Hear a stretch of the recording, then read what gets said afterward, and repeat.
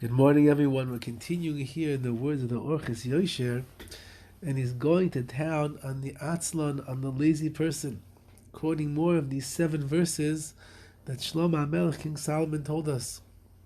And he writes, Amon Mishnasa Babayker, the lazy man finally gets up in the morning, Nasnu Lefanav Lechol, and they put food in front of him to eat. Hu mis'atzel lo seis lo seich piv. So even though he finally woke up, you'd imagine that he's hungry. He's been sleeping for who knows what time of the day it is when he finally arises. And the food is there. There's eggs, there's toast, there's orange juice, hash browns, cake, and whatever you name it. The most delicious looking food is in front of him. He's lazy and he delays in actually putting the food into his mouth. He doesn't get the food to his mouth. Minayin, how do we know that?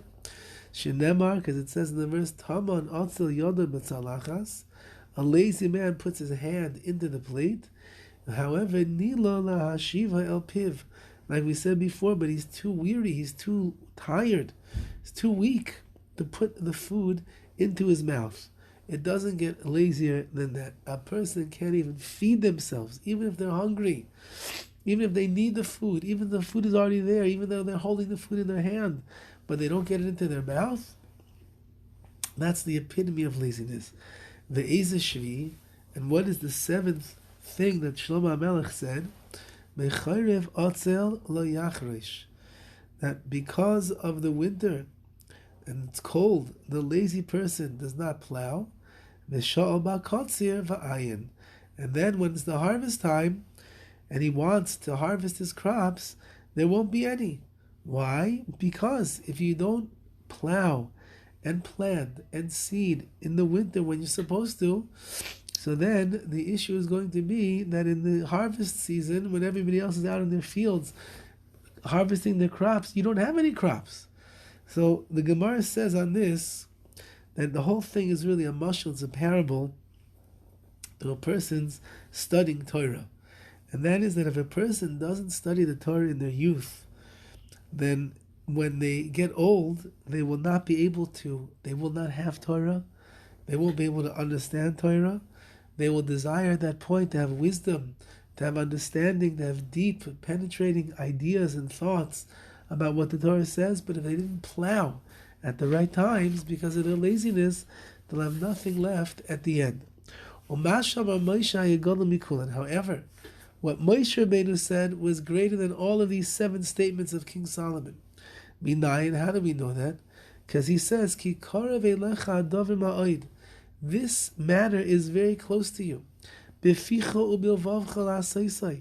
It's in your mouth and it's in your heart to do, which means the learning of Torah is something very close. It's in your heart. It's in your mouth and in your heart.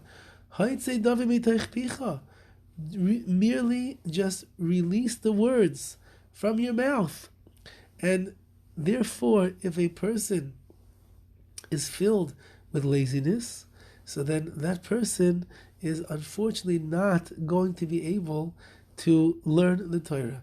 And that's the way the Rav Chaim Kanievsky describes, is that learning Torah doesn't mean that you have to go out into the streets, anticipate the locked doors, you don't have to get out of bed, you don't have to worry about lions on the road, nothing. All you have to do is speak the words from your mouth, the words that you know, review what you learn, and that is how a person will come to acquire and attain the knowledge that there is in Torah.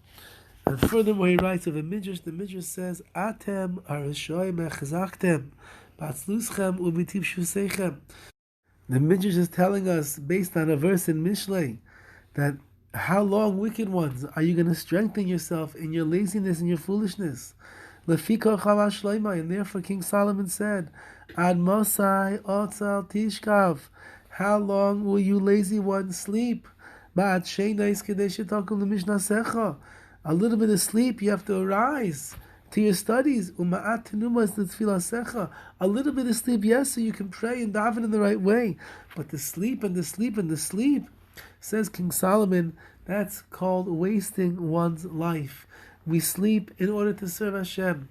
We sleep to give us energy. We sleep when we're not feeling well. We need the strength. We need the health. That's all good. But to sleep away the day till 10, 12, 1 o'clock in the afternoon, oi! Ribayna Sha'olam. How could we waste so many precious hours of the day when there's so much that we have to accomplish? Let us use and utilize the days and the hours of Elul to the best of our abilities, not to be lying on our beds and sleeping away the day, but rather taking hold of the opportunities and serving Hashem bizrizus with great alacrity.